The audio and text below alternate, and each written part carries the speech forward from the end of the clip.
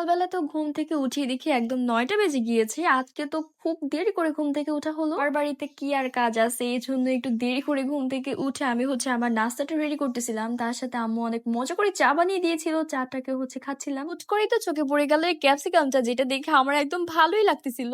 আমি নাস্তা কমপ্লিট করতে করতে আম্মু রান্না বান্না স্টার্ট করে দিতেছিল। আম্মু ভাত বসিয়ে দিয়েছিল, তার সাথে আম্মু নাকি মজাদার একটা ভর্তা আজকে বানাবে। আম্মু সবকিছু রেডি করে দিতেছিল আমাকে। আমি ভর্তাটাকে আজকে বানাবো অনেক মজা করে। আসলে আমার কাছে ভালোই লাগতেছিল। তার প্রসেসিং চলতে চলতে আমি চলে গিয়েছিলাম একটু মুরগিগুলোর সাথে দুষ্টামি করার জন্য। মুরগিগুলো তো আমাকে একদম কামড় দিয়ে দিয়েছিল আঙুলের মধ্যে। সবাই মাশাআল্লাহ বলে যাবেন, আমার মুরগিগুলো একটু বড় হয়ে গিয়েছে। আসলে এগুলো আমার ছোট ভাই এগুলোকে পালে। করে 2টা মুরগি আর 2টা কোয়েল পাখি আনা হয়েছিল। আলহামদুলিল্লাহ এখন একটু একটু করে বড় হইতেছে মোরগগুলো। তো অনেক গরম পড়ে গিয়েছে, এই জন্য রান্নাঘর থেকে এসে আমি শরবত খেয়ে নিতেছিলাম। ঠান্ডা ঠান্ডা এই শরবত গুলো খেতে কিন্তু দারুণ লাগে, তাই না? আমি ভর্তা বানাবো, কিন্তু পাটায় ভাত খাবো না তা কি কখনো হয় নাকি? এই রসুনের ভর্তার রেসিপিটা আমি অবশ্যই শেয়ার করবো আমার অন্য একটি ভিডিওতে। ওটা কমপ্লিট করে একটা ঘুম দিয়ে দেন চা নিয়ে বসে পড়েছিলাম। বিকাল জন্য অনেক দূর থেকে কিছু গিফট পাঠানো হয়েছিল, সেই গিফট গুলো খুলে খুলে একটু দেখতেছিলাম। আমি অবশ্যই শেয়ার করবো এই গিফট গুলো আমি কোত্থেকে পেয়েছি। আমার কাছে এত ভালো লাগতেছিল এই গিফট গুলো, প্রতিটা জিনিসই আমার অনেক বেশি পছন্দ হয়ে গিয়েছিল। মাগরিবের পর তো আকাশটা অনেক বেশি কালো হয়ে গিয়েছিল,